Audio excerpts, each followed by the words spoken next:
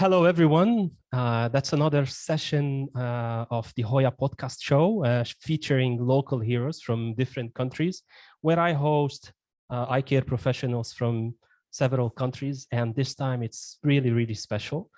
I have from Lebanon, our local hero, Mr. Naji Bassil. Hello. Hi, Naji. Hi, Sharon. Well, it's a really great pleasure to have you, Naji, for different reasons. I will talk about them. But first, let me say 2 words about you, if you allow me. So Naji has a long career managing one of the most renowned optical retail shops, Optique Vision. And if you want to take a glimpse of his website, so the website of Optique Vision, there are so much things to know. It's really interesting. I'll show you a small glimpse about that. So it's so easy. You go to optiquevision.com.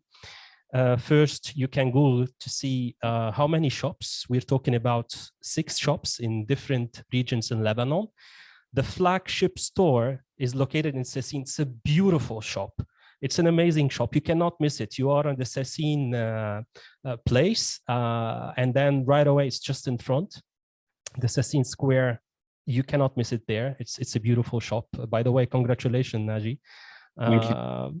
And all the other 3, 4, and even 5, all are beautiful shops. One in Jaita, in Juni, one in Juni, one in Jaita, one in Clemenceau in the center of Beirut, and another one in Shuf Bakata.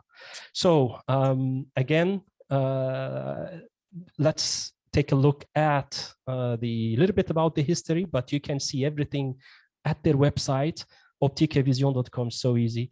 About us, so here the story. That's it's an amazing team, by the way, and that's why I was saying that it was a special session to me, Naji, because back in 2004, I was part of that team, and I'm really proud that one day I was part of that team, Naji. Really, I was working with Optique Vision, and maybe that's a chance for me to tell you that I learned so much from you and from the whole team. So yeah, maybe I would say thank you. Yeah, that's something that I really like to do. And yeah, so you can see the history. It goes back from 1948, so long history. Also, I had the chance to be working with the great Mr. Georges Bassil. He passed away. That was in 2004, I guess. But yeah, now I will leave the stage for you, Naji, to please tell us more about you, more about the history of Optique Vision, and maybe more about yourself. How did you choose the career? And and how did you come up with being an optometrist in Lebanon? Oh, that's a big question. How I mean, the history of Optique Vision is as you mentioned, is family business that started with Georges Bassil. At that time, he was one of the very first people who did graduate actually from Europe. He studied in France. He came back. He established the company. My father joined him, and it was, a family business, like a lot of existing family businesses in the world. The challenges actually started when the civil war started in Lebanon in 1975, and this is where they had to transport themselves from one region to another, depending on how the war was evolving. Why did I choose this? Actually, it was by mistake. It's a good mistake. Yes. Actually, yes, because I didn't have in mind at all to become an optometrist.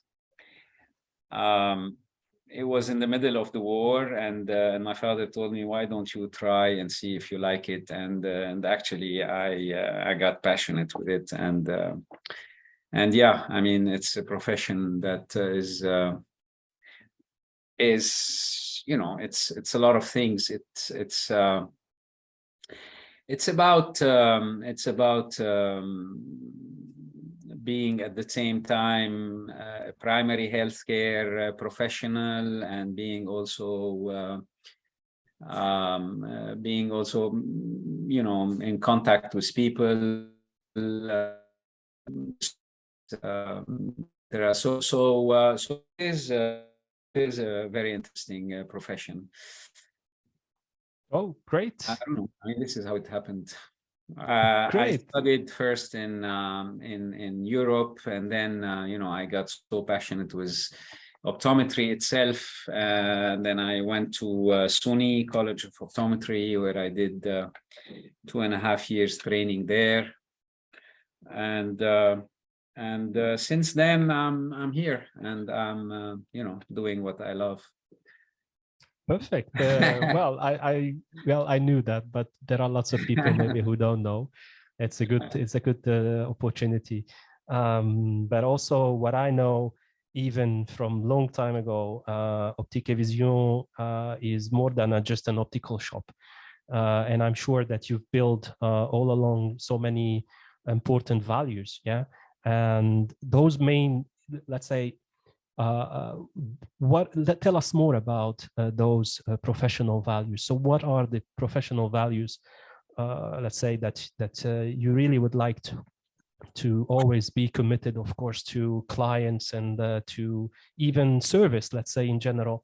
Tell us more about that, and how would that be translated, or let's say, how would that influence your choice whenever you want to give a certain product to a certain client? Tell us more about that. Yeah, I think that's a very interesting question, because now that you mention it, I really grew up in an environment that was extremely professional oriented, meaning that we never and I'm just saying, because now you mentioned it, and I realized that we never grew up in an environment where we were looking at what we do as only a trade or just selling glasses. And so to me, it is very natural to be in the segment where I am. I mean, where the company is right now. It's the core of our mentality. It is our it's our belief. It's our religion. I mean, that this is a profession that we do because we believe that we are here for the service and not only to be selling products. I know that a lot of people have a problem understanding those things, but I mean, this is the reality. So yes, I mean, coming from this, you can understand that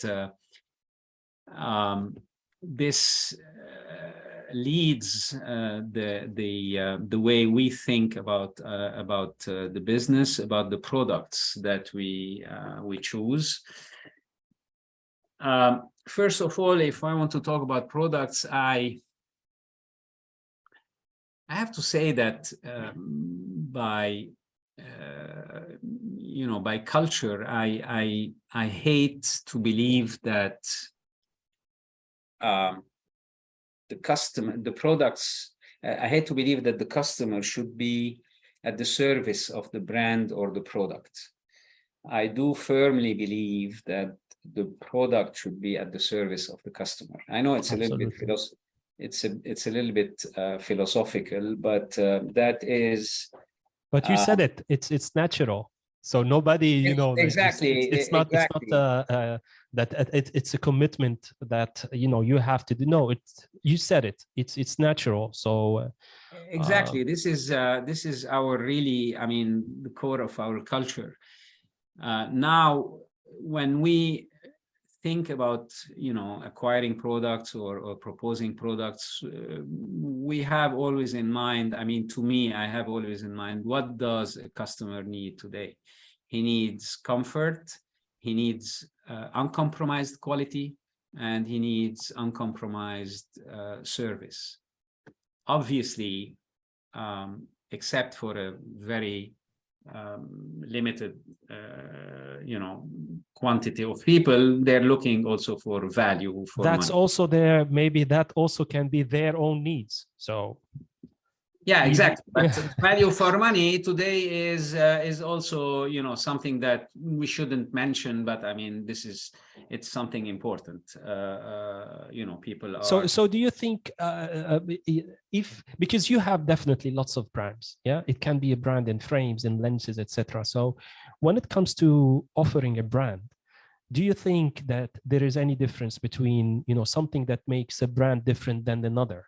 Yeah. Or it's just about, people are coming in and they will buy whatever you propose them to buy, Well, regardless of I that think that brand, this it's a very has. well-known brand or not. Yeah. I think that this has to do with the image that you have, with the trust that you've acquired with your customers, because they know that you've never done any compromise on quality, or you never cheated on quality, or you never cheated on the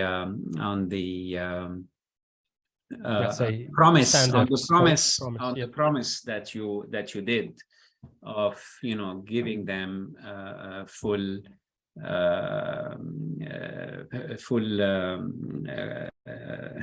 satisfaction. So if you don't fail in that, I mean, after that, people trust you, and they know that whatever you're going to be proposing is going to be something that's good for them.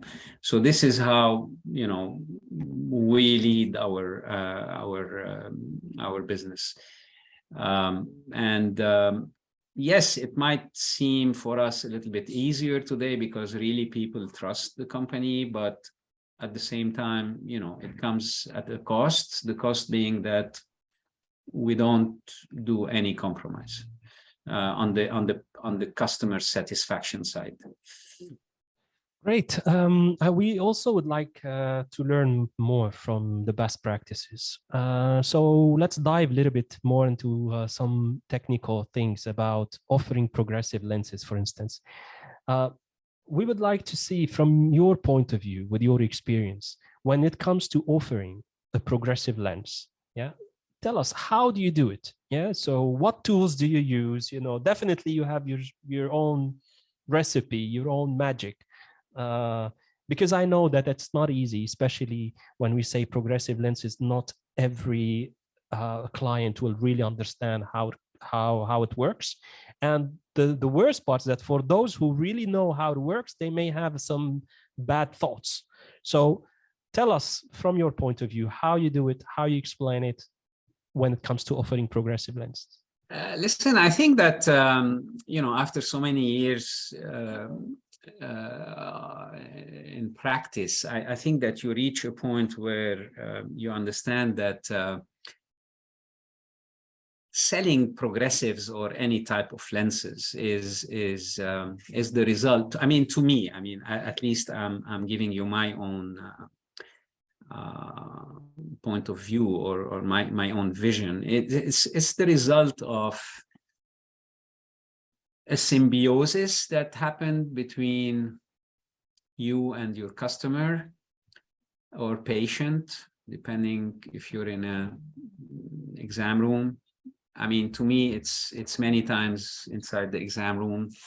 So to me, it is the result of a really thorough discussion that we have with the patient or the customer.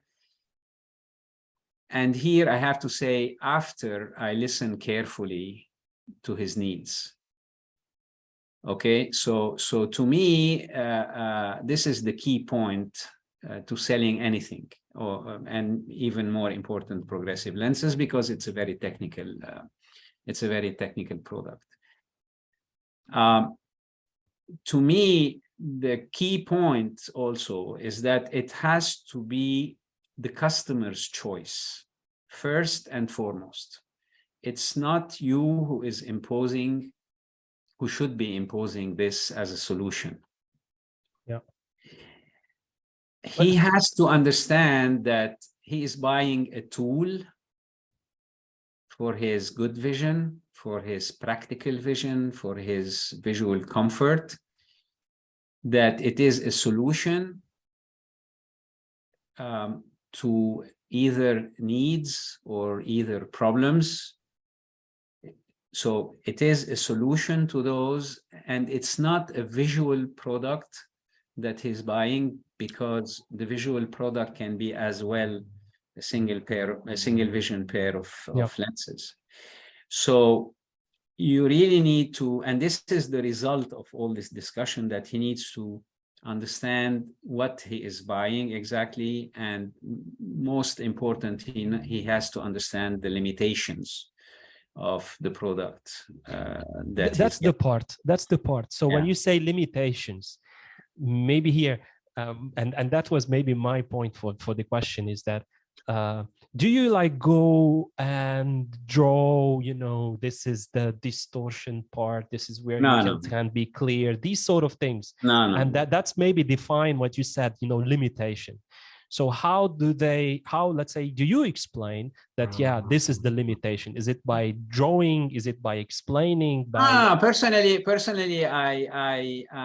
best way to explain to them is understanding really what their activities are, and then explaining to them inside or within their activities, what they should be expecting. I'll give you an example of actually that happened to me exactly today. She's a painter. Okay, and when I'm saying painter, she's not painting not paintings. I mean, she's an artistic painter for houses and stuff like that. So she's a sophisticated person. So we were discussing progressives, and she mentioned at one point that she's on a on a scale, and she's looking up, and she wants to see what she is painting. And this is where I said, okay, this is a red flag, because you're not going to be able to do that with progressives. So you better be with just a pair of maybe intermediate vision or something. So I asked her to, go back, measure exactly how she works, etc., before jumping into progressives. So it's not about always, trying to sell progressives. I think it's about understanding the customer's needs. So that's the perfect example. Thanks. And another situation nowadays, it's about the digital consumption. We are consuming digital like hell. I mean, it's everywhere around us. Definitely, we are living in this digital era. Maybe we spend 10 to 15 hours a day in front of our screens, and that implies, I think, two things. One is that our visual behavior is different, so we have different visual needs. And at the same time, our expectations are also high, because we want to see clearer the screen, etc., etc. How do you cope with that situation? Is there like any special advice? Is there any special, treatment? Is there? How do you cope with that situation with your client, with these types of clients? A solution or an advice or whatever. Yeah. You mean with people complaining when they're they're working a lot with their this is today the typical case of the person coming in and saying, I want blue block lenses. Exactly, something like this. And because they've heard that they've seen it somewhere. Blue block lenses, and they can buy just readers in the pharmacies and things like that. And I think that, and they think that this will solve their problem. So you have to spend sometimes explaining to them that no, you need a thorough visual analysis to understand where, if any problem, where your problem is coming from. a lot of people will say, no, I don't have a problem. And then you engage in a discussion and you know, they realize that, no, at the end of the day, they do have some problems that they do not take into consideration and not, you know, don't think that they're major, but they realize with time that, yeah, and, you know, it's easier to explain to them, you know, after you've done a good vision analysis to understand what's going on, binocular vision, etc., to explain to them how you can. Yeah. So do you go through all these, you know, steps? Yeah. And yeah, okay. Yeah, this is, I mean, this is our because culture. yeah, I know why you're smiling, because I don't know, I wouldn't say that. Well, let me say very few people that I know are doing all those, and of course you're one of them, so I fully understand. But that's amazing, because if some think that this is like a kind of like a wasting a time, you know, you're wasting your time, but I think, yeah, you are absolutely right. I mean, this is how it should be done. Yeah. I don't even question if I should be doing it or not. You know, I just do it because I know that this is the right way. I never compromise on the service that I want to give to any patient or customer, because I know that, you know, this is part of our mission as optometrists, because we see ourselves as optometrists, you know. Yeah. So we don't talk about it. It's something normal. And maybe this will lead us to the coming questions about the time that you spend with your patient or with your clients. And also nowadays, people, each person, for him, you know, he wants to feel like an individual. He's a special case, so he would like to really be treated as an individual. So that's the term, what we call personalization.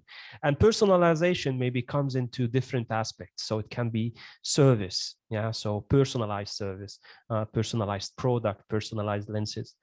And I've heard several times now you are saying, and that's interesting, you are always talking about needs, understanding needs. It all starts with the needs. Please tell us more about that. So personalization, understanding needs, and let's say, yeah, individual service. Listen, I think that when you have as a you know, main value to provide an uncompromised professional service to your customer or patient, this means that it is a personalized service. I mean, you know, you cannot provide high-level care if you do not provide or give a personalized service. I mean, this patient or customer need to feel that you value his, not as the Americans say, that you value their business or thank you for your business. No, that you value their customership, or that you value their, you know, them being your whatever connection. So it starts here, and personalized service can be as stupid as choosing a frame, advising about a frame with a professional advice, and not only saying, yeah, this is nice or not nice. So this is personalized service, and not only you know, having very exclusive products. You know, it's not about exclusivity, it's about, you know, finding the right product. And again, it's always about value for money. So this is, again, you know, this is something that we do naturally. Is there any, let's say, special situation or special case where you prescribe personalized lenses? And I mean by personalized lenses, you know, it can be personalized according to their lifestyle activities or even to their position of wear. So you take the measurements of the frame, or let's say wearing parameters. Yeah, so tell me more about that, please. Of course, I do recommend personalized lenses because I do believe that they would bring a plus in certain situations.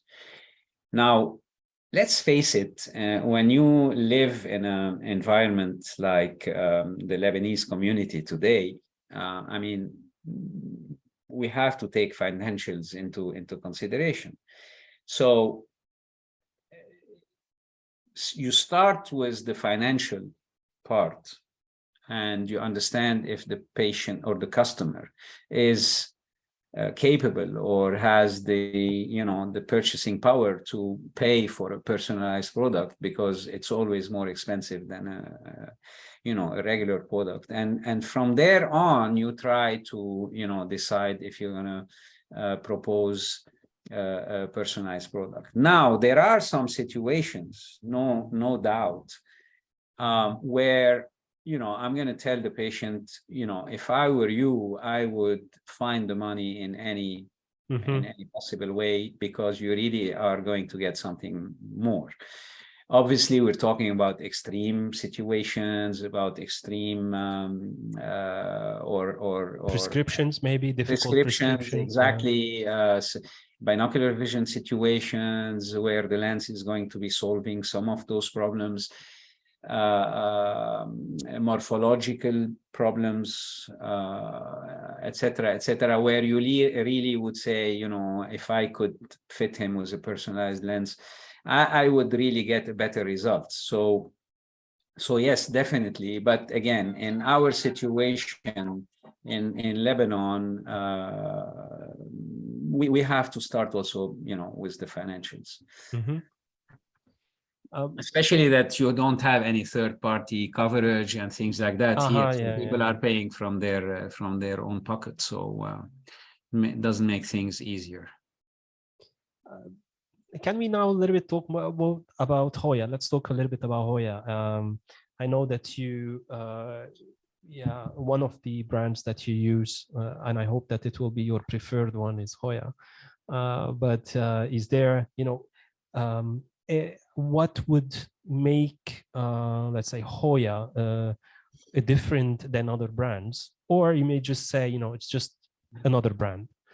No, it's not true. And here, it's not because I'm talking to Hoya, on a Hoya channel, but I have to say that, let me start with the values again. You asked me before, what are the main elements that make you choose a brand compared to another one. Okay. To me, the main elements that I take into consideration, I'm not talking only about the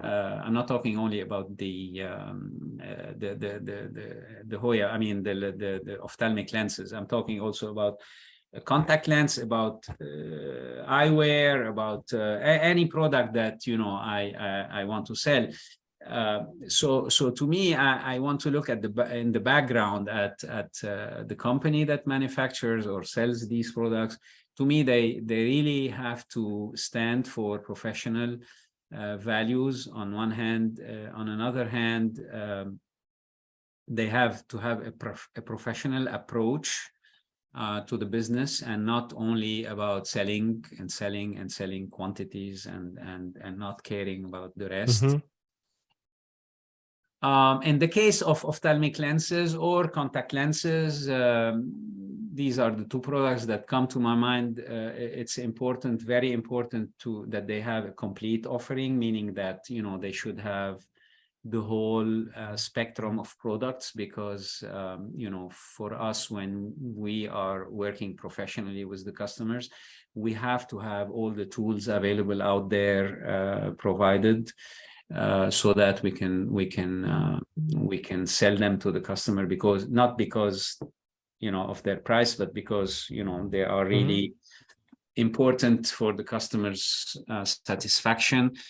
I look at one very important point to me, and I think that this one you should know, which is service. So to me, service is probably, if not the number one of the top two criteria that I take into consideration when I want to work with a company. So service is very important, not for me, but because I want to transmit this service to my customer. Okay, so I'm working here on behalf of my customer, and this is why I want to give him the best service possible. Continuous education also is a very important point for me when I decide to work with a partner or a provider or a manufacturer. Why continuous education? Because if you want to stay on top and to keep satisfying your customers to the best, this is what it goes through, keeping your knowledge or your staff's knowledge up to date as much as possible. And obviously, being on top of all the technological evolution, because this is in the case of ophthalmic lenses and contact lenses, this is key. I mean, these are the main elements. So for all these reasons, I have to say that when I started working with Hoya, that was, I don't know, many years ago. I actually took the step and I contacted Hoya. Unfortunately, the business of ophthalmic lenses was still very much behind in our part of the world. I mean, you didn't have it has evolved a lot since, but you didn't have this ease of communication with the big manufacturers. And so I took the initiative and I contacted Hoya and I visited them and we started a nice relationship since. And I mean, I'm happy. They're good. Oh, we're happy too. Do you, let's say, have a special in your mind? Do you remember a special case? Let's say when you prescribed a certain Hoya lens or Hoya progressive lenses, and then, yeah, you found out that you have a satisfied customer. You reminded me actually of a story that happened. It was not about solving a problem, but it was a challenge, and yeah, it was a customer. I can't remember why we were in that situation, but anyway, she was saying that she was only comfortable with one type or one brand of ophthalmic lenses. And yeah, I don't know the details exactly, but I did something funny at that time. We made her a pair of Hoya lenses, and she didn't know that they were Hoya lenses, and we made her compare those with her lenses that she was claiming being more than perfect. And like the blind tests of Pepsi Cola and Coca-Cola. Absolutely, yes, absolutely. So and she preferred Hoya. So but first she was very happy with the lenses, because it happened that the first lens I remember that you gave her was the old lens, or let's say the brand that she wanted. Brand. Yeah, and then she was very happy. And then when you gave her the Hoya lenses, she was without like, telling her. Yeah, without telling her. I remember that also. We didn't know, so it was complete, double blind test. Yeah, it was a double blind test. Yes, but yeah, I remember. Yeah. Well, it was an absolute pleasure, Nagi, because here we're coming to an end. It was an absolute pleasure to have you. Maybe we can stay for another hour. I don't know. I'm so enjoying it, but yeah, unfortunately, time is out. But at the end, it's very important to leave you the microphone, where where you can say whatever you want, especially if you want to give a certain advice to your clients. What would you say? To my clients, I would say, well, let's say, sorry, let's say, to the public, let's say I the would people say, who know Optique et Vision, or the people who don't know Optique et Vision. So, yeah, in general, what would you say? Yeah, I think that, you know, you know, my advice to people is that they be demanding, that they ask for perfection as much as possible, that they don't accept compromises. Just, you know, go to the people who you trust, go to the people, buy from the people who convince you the most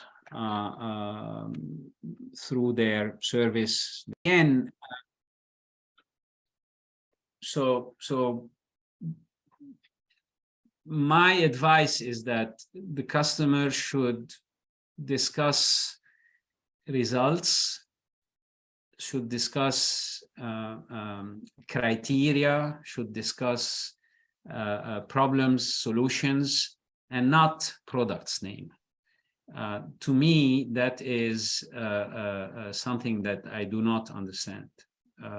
People walking in to ask for a certain brand, I cannot relate to such customers. I'm talking obviously about optical sales. I'm not talking about sunglasses or something else. So to me, it's more about professional service, and this is what Optique et Vision will always promise to his customers, that you know, it's uncompromised service, uncompromised professional service. That's my my recommendation to people. Great. Thanks a lot, Nagi. It was a great honor to have you. Again, I'm so delighted. Thank you for having me. Thanks a lot for your time, Nagi, and hope we talk soon. Okay, thank you very much. Bye-bye. Bye. Bye.